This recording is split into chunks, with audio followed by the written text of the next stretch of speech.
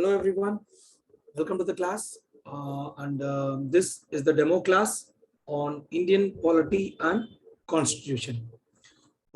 So this is the institute and Na Loga Priyan. I'll be handling this topic on Indian polity and constitution. Fine. Okay. So just I want to brief some points, important points on this demo class. அதை வந்து நம்ம ரொம்ப டீடைல்டா நம்மளுடைய கிளாஸஸ்ல நம்ம பார்க்க போறோம். Fine, சரி.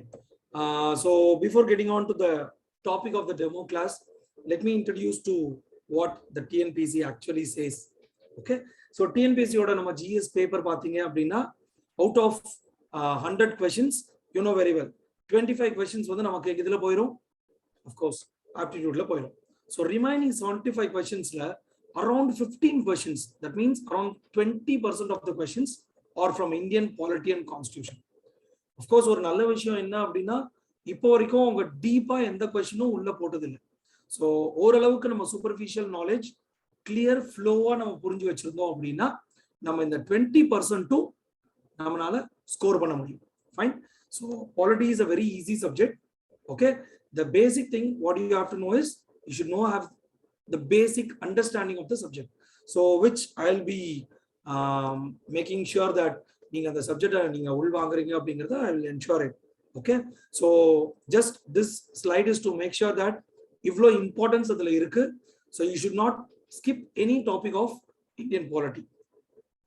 So next என்ன அப்படின்னா areas of importance and its sources. so எங்க இருந்து சார் நான் polity படிக்கணும், எந்தெந்த சோர்ஸ் நீங்க கொண்டு வருவீங்க அப்படின்னா one thing is of course the prime important is your notes. நம்மளுடைய Phoenix notes நீங்க வந்து ரெஃபர் பண்ணுங்க, and it is been compiled with much efforts from the persons and experts. And next important thing is the Constitution of India book. so அததான் நான் உங்களுக்கு கொண்டு வர போறேன். so the Constitution of India book, and of course the Bible of those institutes. நிறைய இன்ஸ்டிடியூட்டோட Bible எடுத்தோடனே polity constitutionல எந்த book refer பண்ணணும் அப்படின்னா எடுத்தோன்னே என்ன சொல்லுவாங்கன்னா டிடி பாசு, துர்காதாஸ் பாசு. அடுத்து of course everyone would have known Laxmikanth. so இந்த ரெண்டு புக் தான் பைபிள் மாதிரி. ஓகே, இந்த ரெண்டு book, these two books will make you to understand this particular law of our land, the Constitution of India.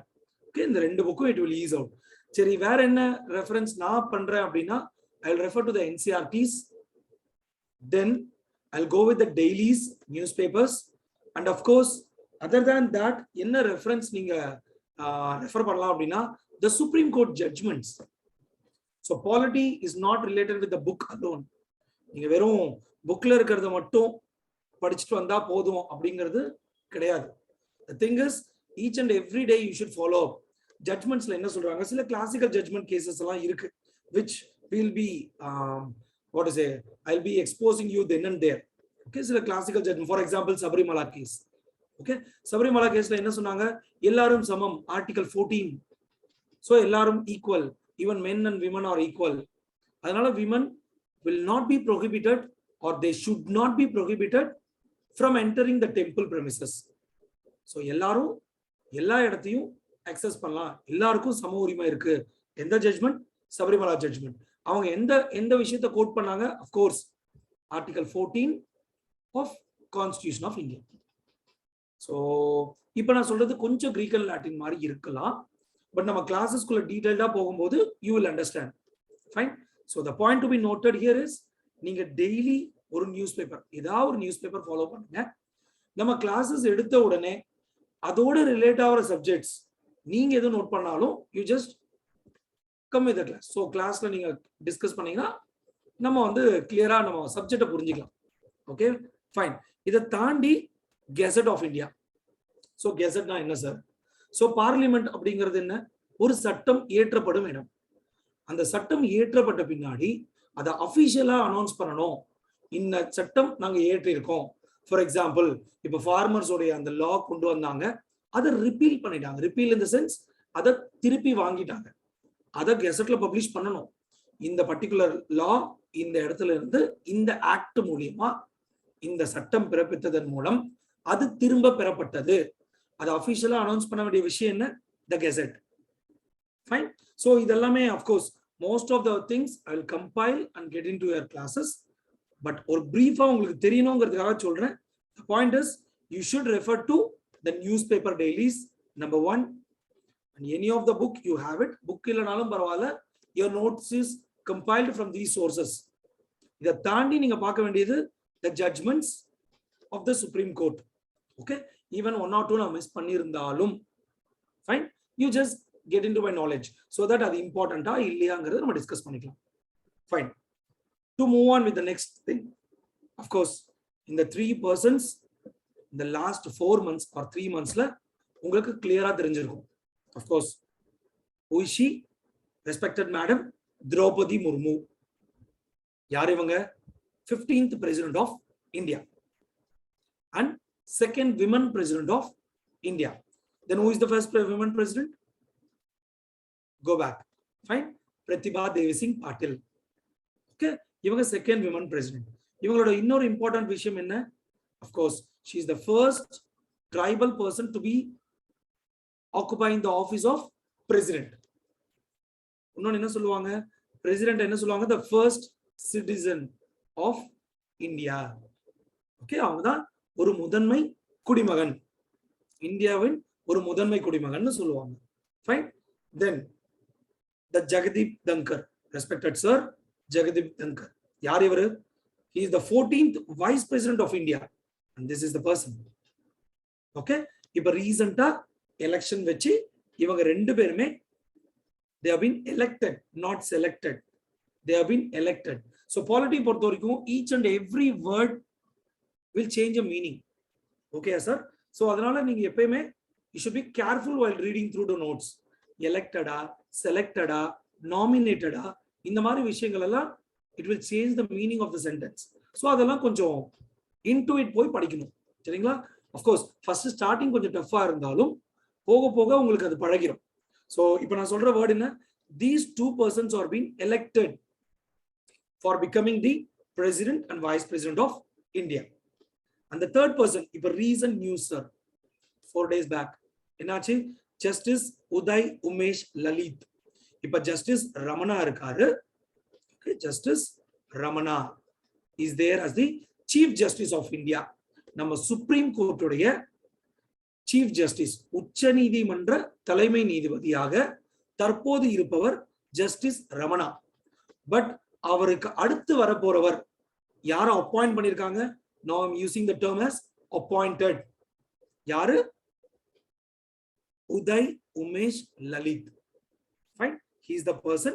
So make a note of it. So இதெல்லாம் current affairs, current update. So இதெல்லாம் கேட்க வாய்ப்பு இருக்கு. சரி sir, இதெல்லாம் current affairs ன்னு சொல்றீங்க. How is this being related with polity subject sir? அப்படின்னா yes sir, polity and the Constitution of Indiaல என்னென்ன கொடுத்திருப்பாங்க அப்படின்னா, ஃபர்ஸ்ட் விஷயம், நம்ம கான்ஸ்டிடியூஷன் ஏன் நமக்காக வகுக்கப்பட்டது, நம்பர் 1. நம்பர் 2, நிறைய ஆர்டிகல்ஸ் இருக்கு. அந்த ஆர்டிகல்ஸ் எல்லாம் என்ன சொல்லும் அப்படின்னா, அடிப்படை உரிமைகள், ஃபண்டமெண்டல் ரைட்ஸ் ஃபார் சிட்டிசன் சொல்லுவாங்க. சிட்டிசன்னா யாருன்னு சொல்லுவாங்க. அதை தாண்டி கொண்டு வர விஷயங்கள் என்ன அப்படின்னா, சில ஆபீசர்ஸ், கான்ஸ்டிடியூஷனல் பாடிஸ், நான் கான்ஸ்டிடியூஷனல் பாடிஸ் சொல்லுவாங்க. சோ நமக்கான பிரதிநிதிகளை எப்படி எலெக்ட் பண்ணணும் ஆர் எப்படி அப்பாயிண்ட் பண்ணணும், அவங்களுக்கு என்ன டேர்ம் ஆஃப் ஆஃபீஸ் இருக்கு, அவங்களுக்கு என்ன சம்பளம் கொடுக்கணும், யார் அப்பாயிண்ட் பண்ணுவா, என்ன கமிஷன் இருக்கு, இது எல்லாமே டீடைல்டா சொல்லக்கூடிய விஷயம் தான் கான்ஸ்டிடியூஷன் ஆஃப் இந்தியா.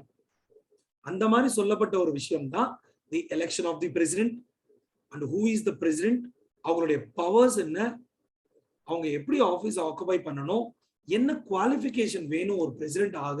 ஸோ இந்த மாதிரி விஷயங்கள் எல்லாமே நம்ம கான்ஸ்டிடியூஷன்ல ரொம்ப கிளியர் கட்டா டிஃபைன் ஆயிருக்கு. Okay sir. So these persons, இந்த 3 பேருமே they are the constitutional subjects of India. So very very important. சரி, இப்போ நம்ம இந்த டெமோ கிளாஸ்ல பார்க்க போற விஷயம் என்ன அப்படின்னா, இப்போ ரீசெண்டா நடந்து முடிஞ்ச விஷயம் என்ன, the election of the president. Very very important. Okay, election of the president அப்படின்னும் போது எப்பயுமே சார் சில இம்பார்ட்டன்ட் விஷயங்களுடைய ஆர்டிகல்ஸ் கவனம் வச்சுக்கணும். ஸோ ஆர்டிகல்ஸ்னா என்ன அப்படின்னா, நம்ம கான்ஸ்டிடியூஷன்ல வந்து ஒரு விஷயங்களும் ஒரு பகுதிகள் பார்ட்ஸ்ல கொடுத்திருப்பாங்க. ஒரு பார்ட்லயும் சில பல ஆர்டிகல்ஸ் இருக்கும், அதாவது ஒரு விதிகள் இருக்கும். அந்த article will govern a single topic. So for example, election of the president article 54, powers of the president அப்படினா அதுக்கும் சில ஆர்டிகல்ஸ் இருக்கு. veto power of the party president, இதே pardoning powers of the president. pardoning powerனா என்ன? இப்போ உதாரணமா இப்போ ரீசன்ட்டா என்ன நடந்தது? of course நம்மளுடைய பேரறிவாளன் கேஸ் எடுத்துக்கலாம். பேரறிவாளன் கேஸ்ல என்ன நடந்தது? the prime minister of India, the past prime minister of India assassinate பண்ணாங்க, பிளான் பண்ணி மர்டர் பண்ணாங்கன்னு சொல்லி அவர் அரெஸ்ட் பண்ணாங்க. அரெஸ்ட் பண்ணதும் என்ன ஆச்சு? அவருக்கு தூக்கு தண்டனை கொடுத்தாங்க. தூக்கு தண்டனை என்ன ஆச்சு? அத கம்யூட் பண்ணி, the term is called commutation. அத கவர்னர் என்ன பண்ணாரு? கம்யூட் பண்ணி ஆயுள் தண்டனையா மாத்தினார்.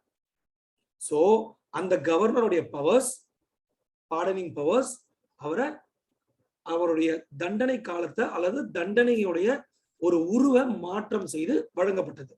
ஓகே, அதுக்கு முன்னாடி என்ன நடந்தது? அவருடைய டெத் சென்டென்ஸை ஆயுள் தண்டனையா மாற்றத்துக்கு முன்னாடி அவர் என்ன பண்ணாரு?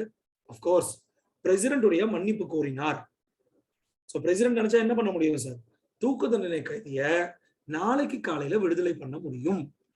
It is a power of the president. எங்க கொடுத்திருக்கு? நம்ம கான்ஸ்டிடியூஷன் ஆஃப் இந்தியால கொடுத்திருக்கு, எழுதப்பட்ட புக்ல கொடுத்திருக்கு. அதற்குன்னு ஒரு செப்பரேட் ஆர்டிகல் இருக்கு.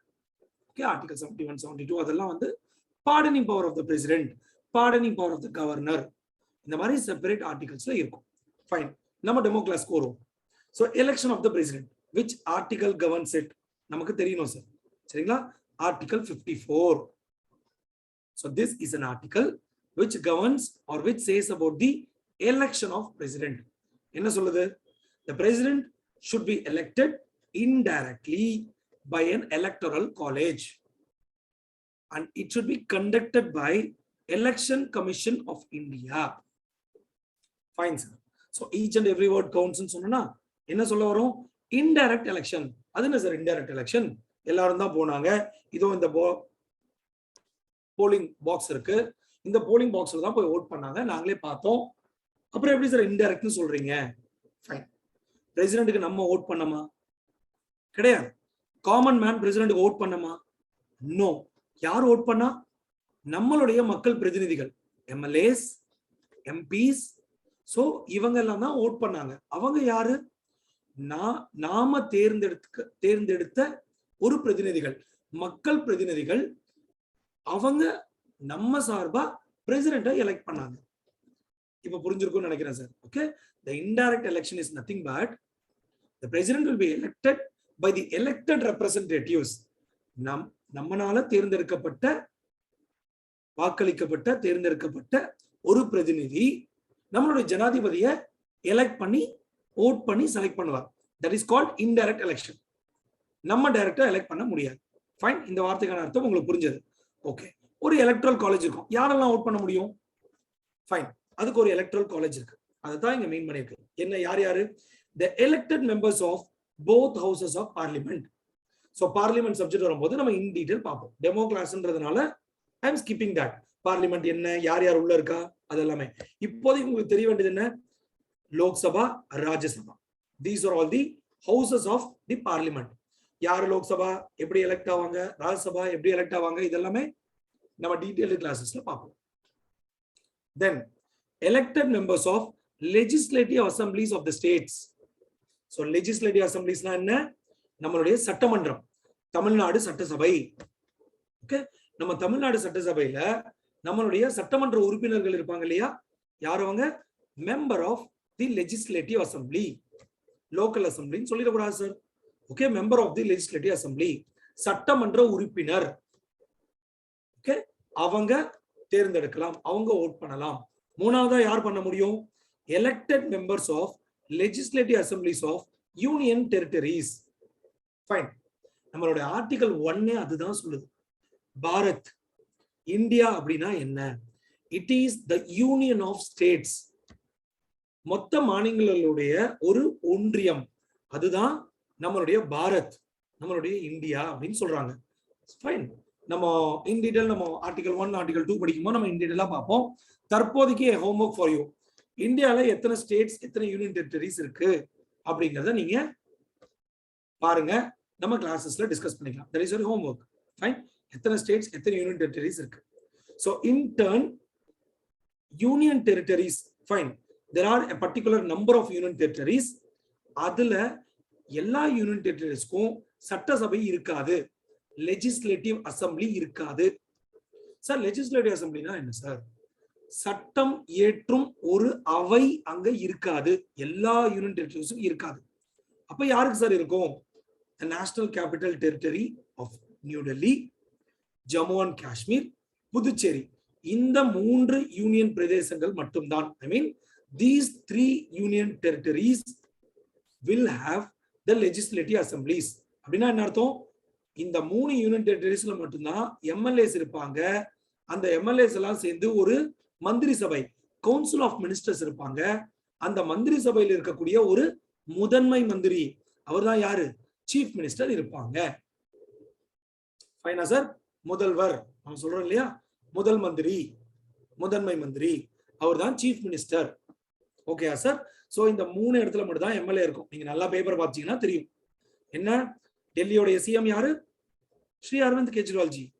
ஜம்மு அண்ட் காஷ்மீர் இன்னும் எலெக்ஷன் நடக்கல, பட் அங்க ஒரு சட்டசபை இருக்கு. தேர்ட் புதுச்சேரியோட எம்எல்ஏ யாரு? Mister respected Narayanasamy sir. சரிங்களா? சோ உங்களுக்கு I mean Rangasamy sir, I am very sorry, Rangasamy sir. முன்னாள் முதல்வர் தான் நாராயணசுவாமி, இப்ப ரங்கசுவாமி. சோ உங்களுக்கு கிளியரா தெரிஞ்சிருக்கும். வேற எந்த யூனியன் பிரதேசத்திலையும் சிஎம் இருக்க மாட்டாங்க.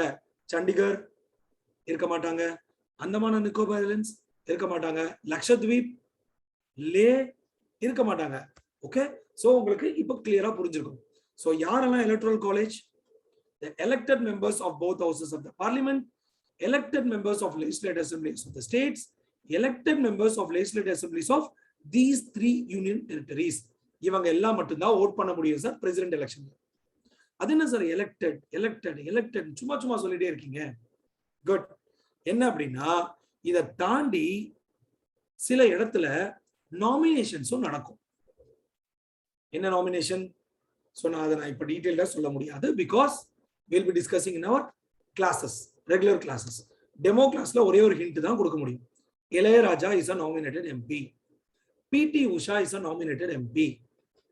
But Chidambaram sir is not a nominated MP. You should know that. Okay? He is an elected MP. Honorable Manmohan sir is not a nominated MP. He is an elected MP. Okay sir? So இவங்களுக்கெல்லாம் difference உங்களுக்கு தெரியணும். Honorable Madam Nirmala Sitharaman, she is not a nominated MP. She is an elected member of parliament. இதெல்லாம் தான் clues. என்ன ஏதுங்கிறத நம்ம கிளாஸஸ்ல பார்ப்போம். Okay sir? So what you should know is the president will be elected indirectly by an electoral college which will be consisting of these persons alone. The nominated persons will not be here. And second important point is எங்கெல்லாம் MLAs இருக்காங்களோ சில ஸ்டேட்ஸ்ல MLCs இருக்காங்க, நம்ம தமிழ்நாட்டுல கிடையாது. Legislative கவுன்சில்னு இருக்கும். ஓகேங்களா sir? Legislative council கர்நாடகால இருக்கு. Okay? So go and refer to it. So நமக்கு எம்எல்சிஸ் கிடையாது, அதனால நம்ம அதை நோட் பண்றது இல்ல. So MLCs, elected MLCs vote பண்ணலாமா? அங்கேயே எலெக்ஷன் வச்சுதான் எம்எல்சிஸ் வருவாங்க. நோ, எம்எல்ஏஸ் மட்டும் தான் ஓட் பண்ண முடியும் சார், எம்எல்சிஸ் ஓட் பண்ண முடியாது. You should know. Okay? Fine. I'm sorry. Elected MLCs vote பண்ணலாம், but அங்கேயும் சில நாமினேஷன்ஸ் இருக்கு, அவங்க நோட் பண்ண முடியாது. So to be very frank, what you should know, all the elected members of both houses, elected members of the legislative assemblies, elected members of the legislative assemblies of union territories, no legislative councils, அதுக்கான வேலைகள் இல்ல. Okay? வேலைகள் இல்ல.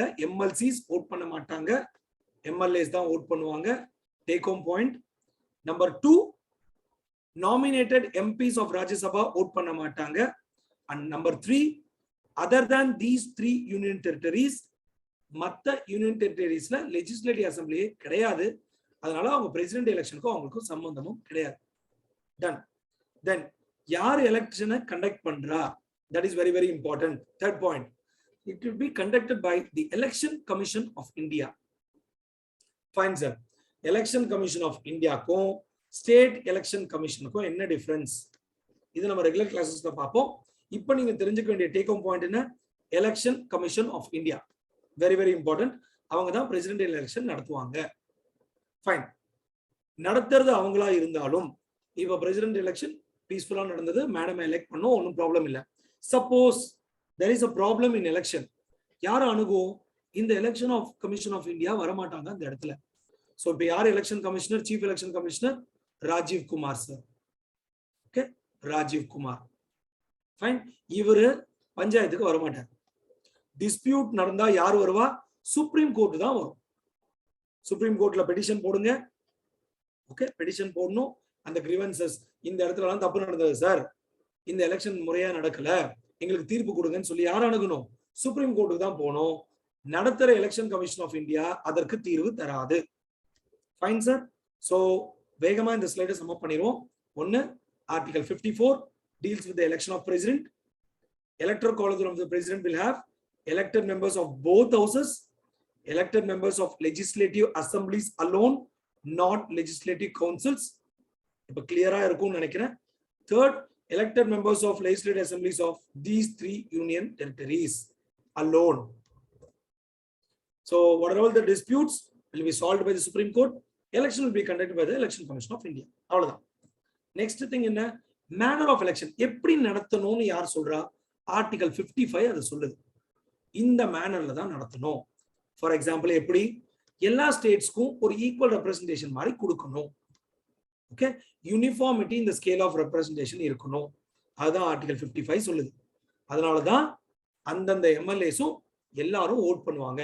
But அவங்களுடைய voting share வேற மாதிரி இருக்கும், அவங்களுடைய வேல்யூ ஆஃப் ஓட் வேற மாதிரி இருக்கும். பட் எல்லா எம்எல்ஏஸும் ஓட் பண்ணுவாங்க. Fine sir. the next thing is the presidential election எப்படி நடக்கும்? It will be held in accordance with the system of proportional representation by means of single transferable vote. இந்த லைனை நீங்க மனப்பாடம் பண்ணி தான் சார் ஆகணும். சரிங்களா? இது என்ன புரியணும் அப்படின்னா, இப்போ ஃபார் எக்ஸாம்பிள் நம்ம எலெக்ஷனுக்கு எல்லாம் போறோம், ஒரு எம்எல்ஏ ஓட் பண்ண போறோம் அப்படின்னா அந்த பேலட் பாக்ஸ்ல எப்படி இருக்கும், இல்ல அந்த போலிங் ஷீட்ல எப்படி இருக்கும்? ஃபைன். நம்ம டைரக்டா போவோம், யாருக்கு ஓட் பண்ணமோ அந்த பட்டனை பிரஸ் பண்ணுவோம், அவர் சைட்ல ஒரு லைட் எரியும், வந்துரும். என்ன சொல்ல வரேன்? ஒரே ஒரு ஆளுக்கு மட்டும் தான் நம்மளால ஓட் பண்ண முடியும். நம்ம நினைச்சாலும் என்ன பண்ண முடியாது, செகண்ட் ஆப்ஷனா இன்னொருக்கு கொடுக்க முடியாது. பட் பிரசிடென்சியல் எலெக்ஷன்ல அப்படி கிடையாது. ஒரு எம்எல்ஏ உள்ள போறார், ஒரு எம்பி உள்ள போறார், அவர் கையில பேலட் பேப்பர்ல எப்படி இருக்கும் அப்படின்னா பிரசிடென்சியல் கேண்டிடேட்ஸ் பேரெல்லாம் இருக்கும். அவர் என்ன பண்ணுவார் அப்படின்னா ஒரு சிஸ்டம் ஆஃப் ப்ரொபோர்ஷனல் ரெப்ரசன்டேஷன் கொடுப்பார். ஃபார் எக்ஸாம்பிள், மேடம் திரௌபதி முர்முக்கு நம்பர் 1 கொடுக்குறேன். செகண்டா இருந்த ஃபார் எக்ஸாம்பிள் அவரை எதிர்த்து போட்டியிட்ட யஷ்வந்த் சின்ஹா சாருக்கு நம்பர் 2 கொடுக்குறேன். For example a person called Z or X or Y contest பண்ணாங்க அப்படின்னா அவங்களுக்கு 3 கொடுக்குறேன் அப்படின்னு ஒருத்தர் ஓட் பண்ணுவார். ரெண்டாவதா போற எம்பி இதே ஆர்டர்ல தான் பண்ணணும்ன்ற அவசியம் கிடையாது. அவர் யஷ்வந்த் சின்ஹா சாருக்கு 1 கொடுக்கலாம், இவருக்கு 2 கொடுக்கலாம், இவருக்கு 3 கொடுக்கலாம். கவுண்ட் பண்ணும்போது எப்படி கவுண்ட் பண்ணுவாங்கன்னா எத்தனை 1s, எத்தனை 2s, எத்தனை 3s வந்தது into the value of MLA votes போட்டு அது ஒரு கால்குலேஷன் கிரியேட் பண்ணி யார் வின் பண்ணான்றதை அனௌன்ஸ் பண்ணுவாங்க sir. Okay, so that is called system of proportional representation by means of the single transferable vote. யாருக்குனாலும் டிரான்ஸ்பர் பண்ணலாம் அந்த ஓட்டை. Okay sir. ஓட்டிங் எப்படி நடக்கும்? சீக்ரெட் பேலட்ல தான் நடக்கும், ஓப்பனா நடக்காது. ஓகே, ஒரு சீக்ரெட் பேலட் இருக்கும், அந்த பேலட் பாக்ஸ் தான் இங்க இருக்கு. ஓகே சார், அந்த சீக்ரெட் பேலட்ல தான் நடக்கும். ஃபைன். இது என்ன சார்? இது அடுத்த பாயிண்ட், தி ஆன்டி டிஃபெக்ஷன் லா. சார் இது எல்லாமே இந்த ஆர்டிகல் 55ல கொடுக்கப்பட்டது தான். Anti defection law which disallows MPs from crossing the party line will not apply in presidential election. அப்படின்னா என்ன சார் ஆன்டி டிஃபெக்ஷன் அப்படின்னா? இப்ப ரீசெண்டா இந்தியால நடந்துட்டு இருக்கிற ஒரு விஷயம் என்ன, எம்எல்ஏஸ் ஒரு பார்ட்டில இருந்து எலெக்ட் ஆகி வரும்போது அவங்க என்ன பண்ணுவாங்க, வேற ஒரு ஆளுக்கு சப்போர்ட் பண்றாங்க. ஃபார் எக்ஸாம்பிள், உதாரணமா டைரக்டா பாயிண்ட் வரலாம். என்ன நடந்தது மகாராஷ்டிரால? சிவசேனா எலெக்ட் ஆச்சு. அவங்க யாரு கூட அலையன்ஸ் வச்சாங்க? ஒரு அகாடி கூட்டணி நடந்தது, மகா அகாதி கூட்டணி. யாரு கூட? they have gone in alliance with the Congress. Okay, then the Nationalist Congress Party. யார் அலையன்ஸ் வச்சா? சிவசேனா. ஆட்சி போயிட்டே இருந்தது. ஒரு குறிப்பிட்ட வருடம் முடிந்தது. முடிச்ச உடனே என்னாச்சு? சிவசேனா பார்ட்டியில இருந்து ஒரு பர்டிகுலர் ஃபேக்ஷன், யாரு? Eknath Shinde sir. Okay, Eknath Shinde sir என்ன பண்ணாரு? டைரக்டா சிவசேனால இருந்து வெளியே வந்தாரு. அவரை கொண்டு போய் அசாம்ல ஒரு ரெசார்ட்ல தங்க வச்சாங்க. அவரு கூட ஒரு 50 எம்எல்ஏஸ் கலந்து போயிட்டாங்க. ஓகே, டைரக்டா ஓவர் நைட்ல என்ன ஆச்சு? மொத்த சிவசேனா எம்எல்ஏஸ்ல 2/3 of the members Eknath Shinde சேங்க சப்போர்ட் பண்ணாங்க. அவர் என்ன பண்ணாரு? நேரா போய் பிஜேபியோட அலையன்ஸ் வச்சு ஆட்சி அமைச்சிட்டார். So what happen? எலெக்ட் ஆனது சிவசேனால, பட் அவங்க தலைமை யாருக்கு ஓட் பண்ண சொன்னது? உத்தவ் தாக்கரே சார் யாருக்கு சப்போர்ட் பண்ண சொன்னாரு? காங்கிரஸ்க்கும் என்சிபிஸ்க்கும். பட் அவங்க யாருக்கு சப்போர்ட் பண்ணாங்க? பிஜேபிக்கு. That is called anti defection. ஒரு தலைமை சொல்றதை கேட்காம வேற ஒருத்தருக்கு கிராஸ் ஓட்டிங் பண்ணிடுறது. ஸோ இதுக்கு ஒரு பர்டிகுலர் ஷெட்யூலே இருக்கு சார். அதுக்கு பேரு 10th schedule of our constitution. அதை நம்ம தனி கிளாஸ்ல நம்ம பார்க்க போறோம். ஓகே, அதை நான் இன் டீடைல் நான் உள்ள போல. இப்போதைக்கு உங்களுக்கு தெரிய வேண்டியது என்ன அப்படின்னா, நார்மலா ஒரு கட்சி தலைமை சொல்றதை மட்டும் தான் கேட்கணும். கட்சி கொறடா, I mean the whip of the political party, அவங்க என்ன சொல்றாங்களோ அதை தான் அந்த எம்எல்ஏஸோ எம்பிஸோ தேர்ந்தெடுக்கப்பட்ட அந்த கட்சியின் சின்னத்திற்கு கீழ் தேர்ந்தெடுக்கப்பட்ட உறுப்பினர்கள் கட்சி தலைமை சொல்வதை மட்டுமே கேட்க வேண்டும். மாத்தி கேட்டா அவங்கள டிஸ்குவாலிஃபை பண்ணலாம். That is called anti defection லா. அவங்கள டிஸ்குவாலிஃபை பண்றதுக்கு ஒரு சட்டமே இருக்கு. பட் பிரசிடென்சியல் எலெக்ஷன்ல அப்படி கிடையாது. யார் யாருக்குனாலும் ஓட் பண்ணலாம். அதுதான் சீக்ரெட் பேலட்ல இருக்கு. மாத்தி ஓட் பண்ணாலும் பிரச்சனை கிடையாது. என்ன நடந்தது மேடம் கேஸ்ல? திரௌபதி முர்மு மேடம் கேஸ்ல ஜார்க்கண்ட்ல யார் இருந்தா? முண்டே இருந்தாரா? அவர் என்ன பண்ணாரு? Is a strong supporter of Congress. But இங்க என்ன நடந்தது? பிஜேபியோடைய கேண்டிடேட்டான மேடம் திரௌபதி முர்முக்கு அவர் ஓட் பண்ணாரு. அதே மாதிரி ஒடிஷா சீஃப் மினிஸ்டர் அவர் என்ன பண்ணாரு?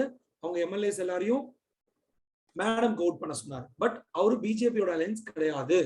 பட் மேடம்க்கு ஓட் பண்ண சொன்னாரு. ஸோ இந்த மாதிரி கிராஸ் ஓட்டிங்கும் நடக்கலாம், தவறில்லை. எதுல? பிரசிடென்சியல் எலெக்ஷன்ல மட்டும். பட் மற்ற கேசஸ்ல அப்படி கிராஸ் ஓட்டிங் பண்ணக்கூடாது சார். அது என்னன்றது நம்ம டீடைல் கிளாஸஸ்ல பார்ப்போம். Fine, okay. ஸோ இது எல்லாமே ஆர்டிகல் 55ல வரக்கூடிய விஷயம். ஓகே சார், எப்போ பிரசிடென்சியல் எலெக்ஷன் நடத்தணும்? What is the time of holding the election? இது ஆர்டிகல் 62ல கிளியரா கொடுக்கப்பட்டிருக்கு. என்ன சொல்றாங்க? எப்பயுமே ஒரு பிரசிடென்டோடைய டேர்ம் முடிஞ்ச அப்புறம் இன்னொரு பிரசிடென்ட்டை எலெக்ட் பண்ண மாட்டோம். Okay, as per article 62. So 24th July 2022 அன்னைக்கு respected sir Ramnath Kovind sir வந்து அவரோட ஆபீஸை வெக்கேட் பண்ண போறாரு. 25th July 2017 அவரு he has taken the oath ceremony. அப்போ 5 வருஷம் கழிச்சு 24th July அவருடைய பதவி காலமான 5 ஆண்டுகள் முடிவடைகிற நிலை. பட் மேடமோட எலெக்ஷன் எப்ப நடந்தது? ஜூன் ஜூலைலே முடிஞ்சிருச்சு. So it should be completed, the election should be completed well before the expiry of the term of the presiding person. Number 1. Number 2, for example, ஒரு வேகன்சி வந்துருச்சு, திடீர்னு ரிசைன் பண்ணிட்டாரு, டெத் ஆயிருச்சு, இல்ல அவருடைய இன்கன்சிஸ்டன்சி காரணமா அவரை வந்து ரிமூவ் பண்ணிட்டாங்க. அப்படிங்கிற பட்சத்துல எப்பக்குள்ள எலெக்ஷன் நடக்கணும் sir? What is the time period sir அப்படின்னா, it should not be more than the 6 months from the date of occurrence of vacancy. அந்த வேகன்சி, அந்த வெற்றிடம் நடைபெற்ற 6 மாத காலத்திற்குள் ஒரு புது பிரசிடென்ட்டை நம்ம எலெக்ட் பண்ணியே ஆகணும். யார் நடத்தணும்? Yes, election commission of India. அதுல தெளிவா இருங்க, சுப்ரீம் கோர்ட்னு சொல்லிடாதீங்க. Fine sir, fine. So 3 article election பொறுத்த வரைக்கும் முக்கியம் சார். 54, 55, 62 எலெக்ஷன் ஆஃப் தி பிரசிடென்ட்டை பத்தி பேசிட்டு இருக்கோம். ஃபைன், சரி sir, manner of the election பத்தி சொன்னீங்க. ஒரு எம்எல்ஏவோட வேல்யூ என்ன சார்? அவரோட ஓட் வேல்யூ என்ன அப்படின்னா, நார்மலா ஒரு எம்எல்ஏவோட ஓட் வேல்யூ எப்படி எடுத்துப்பாங்க அப்படின்னா, தமிழ்நாடு எம்எல்ஏ ஓட் வேல்யூ வேற மாதிரி இருக்கும், கோவாவுடைய எம்எல்ஏ ஓட் வேல்யூ வேற மாதிரி இருக்கும். ஏன்? Because the calculation is total population of the state as per 1971 census.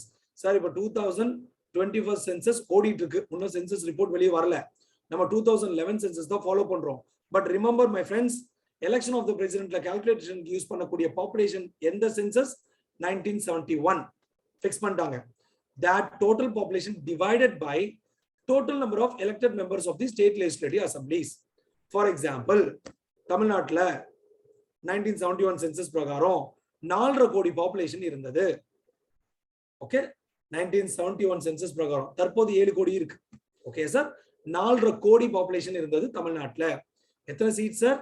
234 தொகுதி, 234 MLA. Okay sir, divided by 234 போட்டா என்ன வேல்யூ வருமோ அதை தௌசண்ட்ஸ்ல எடுத்துக்கிட்டோம் அப்படின்னா value of a Tamil Nadu MLA is 176 வரும். ஒரு ஓட்டு 176 பாயிண்ட்ஸ் புள்ளிகள் பெற்று தரும். இதுதான் தமிழ்நாடு எம்எல்ஏ ஓட்டு. பட் நீங்க இதெல்லாம் தெரிஞ்சுக்க வேண்டிய அவசியம் இல்ல. எக்ஸாம் பாயிண்ட் ஆஃப் வியூ தெரிஞ்சுக்க வேண்டிய விஷயம் என்னன்னா, பாப்புலேஷன் கால்குலேஷன் ஃபார் பிரசிடென்ட் எதை எடுத்துப்பாங்க? 1971 டன். Value of vote of an MP எப்படி கால்குலேட் பண்ணுவாங்க அப்படின்னா, total value of votes of all the MLAs of all the states. So இந்த மாதிரி ஒரு கோவா, ஜார்க்கண்ட் இந்த மாதிரி எல்லாம் கால்குலேட் பண்ணிட்டு வருவாங்க. ஒட்டுமொத்த எம்எல்ஏ ஓட்டோடைய ஒட்டுமொத்த வேல்யூ அது என்னன்றதை போட்டுட்டு total number of elected members of parliament, okay, total number of elected number of parliament divide பண்ணா என்ன வருமோ அதுதான் value of vote of an MP. For example, Ramnath Kovind sir elect பண்ணும் போது ஒரு vote of an MP 708 இருந்தது. பட் ரீசெண்டா 700 இப்ப திரௌபதி முர்மு மேடத்தை எலெக்ட் பண்ணும் போது the vote of an value of the vote of an MP was 700. ஏன் ரெடியூஸ் ஆச்சு? பிகாஸ் ஜம்மு அண்ட் காஷ்மீர்ல எலெக்ஷன் நடக்கல. அதனால ஜம்மு அண்ட் காஷ்மீர்ல என்ன நடக்கல? 90 MLAs, okay, 90 MLAs plus 24 MLAs of the Pakistan occupied Kashmir. இதெல்லாமே நான் டீடைல்டு கிளாஸஸ்ல சொல்றேன் சார். ஓகே, இப்போ உங்களுக்கு தெரிய வேண்டியது என்னன்னா, ஜம்மு அண்ட் காஷ்மீர் எம்எல்ஏஸை எலெக்ட் பண்ணல. ஏன்னா இப்போ பிரசிடென்டோடைய ரூல்ல இருக்கு. அதனால அந்த 90 MLAs ரெடியூஸ் ஆயிருச்சு. So value of vote of an MLAs Jammu and காஷ்மீர்ல இருந்து ரெடியூஸ் ஆயிருச்சு. அதே மாதிரி 4 MPs வரணும் ஜம்மு அண்ட் காஷ்மீர்ல இருந்து லோக்சபாக்கு, அவங்களுடைய வேல்யூவும் கம்மியாயிருச்சு. தவிர்த்து இப்போது வேகன்சி ஆஃப் MPs ஒரு 6 MPs வரல. ஸோ அதனால the value of vote of an MP has gone down to 700. Sir இதை கேட்பாங்களா சார் அப்படின்னா எஸ். ஏன்னா value of vote of an MP for Draupadi Murmu madam is 700. ஈஸியா ஞாபகம் வச்சுக்கலாம். Okay sir, fine. ஸோ இப்போ ரிட்டர்னிங் ஆஃபீஸர். ஸோ இந்த டாபிக் ஏன் வந்தது அப்படின்னா, இப்போ ரீசெண்டா பிரசிடென்சியல் எலெக்ஷன்ல கொஞ்சம் கான்ட்ரவர்சி நடக்கிற மாதிரி தெரிஞ்சது. அதனால யார் அந்த எலெக்ஷனை நடத்தினா? சீஃப் எலெக்ஷன் கமிஷனர் நடத்தினார். பட் யார் அந்த எலெக்ஷனை கண்டக்ட் பண்ணி கொடுத்தா? ஓகே, அவருடைய பிரதிநிதி சார்பா யார் நடத்தி கொடுத்தா? தேர்தல் நடத்தும் அலுவலர் யார்?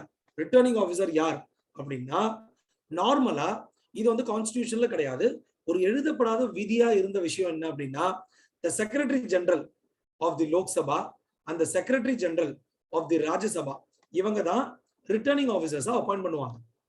ஓகே சார், பட் இதை வந்து ரொட்டேஷன்ல பண்ணுவாங்க. they will be appointed by rotation. So Ram Nath Kovind சாரோடைய எலெக்ஷனை லோக்சபாவோட செக்ரட்டரி ஜெனரல் கண்டக்ட் பண்ணாரு 2017. அதனால இப்ப யாருக்கு அந்த வாய்ப்பு வழங்கப்பட்டது? Mister PC Mody, MODY, DI கிடையாது. ஸோ மிஸ்டர் PC மோடி தான் ரிட்டர்னிங் ஆஃபீஸர். அவர் ராஜ்யசபாவுடைய secretary general. he has conducted the election of Droupadi Murmu ma'am. 2017 இவர் கண்டக்ட் பண்ணாரு. இப்ப 2022 ராஜ்யசபா உடைய secretary general mister PC Mody was the returning officer of the election of the president recently conducted. Fine sir.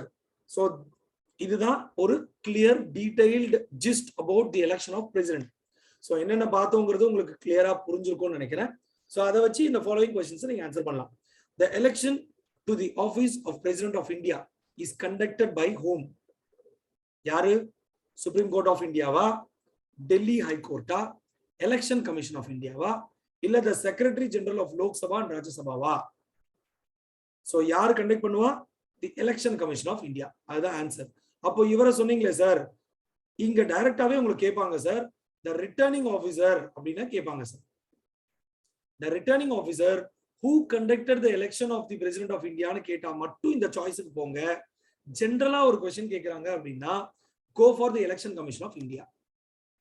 I hope so. கொஞ்சம் கிளாரிட்டியா உங்களுக்கு சொல்லிருக்கேன்னு நினைக்கிறேன். So இந்த இடத்துல உங்களுக்கு டவுட் வரும்ன்றதுனால தான் I am confusing the questions. Okay, returning ஆஃபீஸர்னு கேட்டா மட்டும் இந்த சாய்ஸஸ்க்கு போங்க. ஜெனரலா எலெக்ஷனை யார் கண்டக்ட் பண்றான்னு கேட்டா election commission of India tick பண்ணுங்க. Fine. The next question. The oath of office to the president of India is administered by. So ஒரு பிரசிடென்ட் எலெக்ட் ஆயிட்டாங்க, அவங்களுக்கு பதவி பிரமாணம் யார் எடுத்து கொடுப்பா, யார் பண்ணி வைப்பா? சோ நீங்க பேப்பரை ஃபாலோ பண்ணாதான் தெரியும். மேடம் திரௌபதி முர்முக்கு யார் பதவி பிரமாணம் பண்ணி வச்சா? Yes, the chief justice of the supreme court of India. அதனாலதான் அந்த 3 பர்சன்ஸ் அங்க போட்டிருக்கேன். ஓகே, உச்ச நீதிமன்ற தலைமை நீதிபதி. ஒருவேளை அவர் அன்னைக்கு லீவ், அவர் ஆப்சென்ட், அவருக்கு உடம்பு சரியில்லை, யார் வருவா? அவரால் நியமிக்கப்பட்ட any other senior most judge of the supreme court. உச்சநீதிமன்ற மூத்த நீதிபதி யார் நியமிக்கணும்? Chief justice of India. But நார்மலா நீங்க கன்ஃபியூஸ் ஆகாம தெரிஞ்சுக்கணும்னா உச்சநீதிமன்ற தலைமை நீதிபதி வரக்கூடிய ஒரு ஜனாதிபதிக்கு பதவி பிரமாணம் செய்து வைப்பார். Fine sir. அப்ப வைஸ் பிரசிடென்ட் ஆஃப் இந்தியாக்கு யார் சார் பண்ணி வைப்பா? த பிரசிடென்ட் ஆஃப் இந்தியா பண்ணி வைப்பாங்க சார். ஸோ வைஸ் பிரசிடென்ட்க்கு பிரசிடென்ட் பண்ணி வைப்பாங்க. பிரசிடென்ட்க்கு யார் பண்ணி வைப்பாங்க? Chief justice of the supreme court of India பண்ணி வைப்பாங்க. ஸோ அங்க போய் ஹை கோர்ட்னு அடிச்சிடாதீங்க. கொஸ்டினை நல்லா படிச்சு பார்த்து கிளிக் பண்ணுங்க. ஏன் சொல்றேன்னா இந்த சின்ன சின்ன விஷயம் ஒரு மார்க்ல இல்ல ஒரு கொஸ்டின்ல you will be in the rank 1000 ranks behind a person. So கொஸ்டினை தெளிவா படிக்கணும். அதே டைம்ல ஆன்சரை இன்னும் தெளிவா படிக்கணும். ஏன்னா 2 சீஃப் ஜஸ்டிஸ் கொடுத்துருக்கேன், கன்ஃபியூஸ் ஆகாம படிக்கணும். ஃபைனா சார்? ஸோ பிரசிடென்ட்க்கு யார் ஓத் அட்மினிஸ்டர் பண்ணுவா? The chief justice of India of the supreme court. Fine. அப்போ வைஸ் பிரசிடென்ட்க்கு யார் பண்ணுவா? The president of India. Okay sir. இப்போ சீஃப் ஜஸ்டிஸ் ஆஃப் இந்தியாக்கு யார் சார் பண்ணி வைப்பா அப்படின்னா பிரசிடென்ட் ஆஃப் இந்தியா தான் ஓத் அட்மினிஸ்டர் பண்ணுவாங்க. ஸோ இதெல்லாமே நம்ம டீடைல் கிளாஸஸ்ல பார்ப்போம். Okay sir? Fine. So the election of the president is conducted by the Election Commission of India. The oath of the office is administered by the Chief Justice of Supreme Court of India. Next, which one of the following union territory does not participate in the election of the president of India? யார் participate பண்ண மாட்டா? Of course, லே. ஏன்னா Puducherry, Jammu and Kashmir, NCT of Delhi மூணுத்துலயும் legislative assemblies இருக்கும். லேல இருக்காது, லட்சத்வீப்ல இருக்காது, அந்தமான் நிக்கோபார் ஐலண்ட்ஸ்ல இருக்காது, சண்டிகர்ல இருக்காது, Taiwan, Daman, Dadra Nagar ஹவேலியில இருக்காது. Okay sir?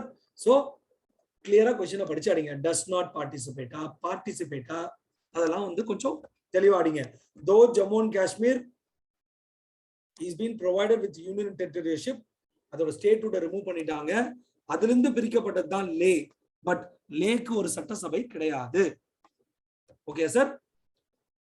இன்னும் கிளியரா சொல்ல போனா அதை லடாக்னு சொல்லுவோம். இங்க நான் கன்ஃபியூஸ் தான் பண்றேன். Ladakh is the union territory, Leh is the capital of it.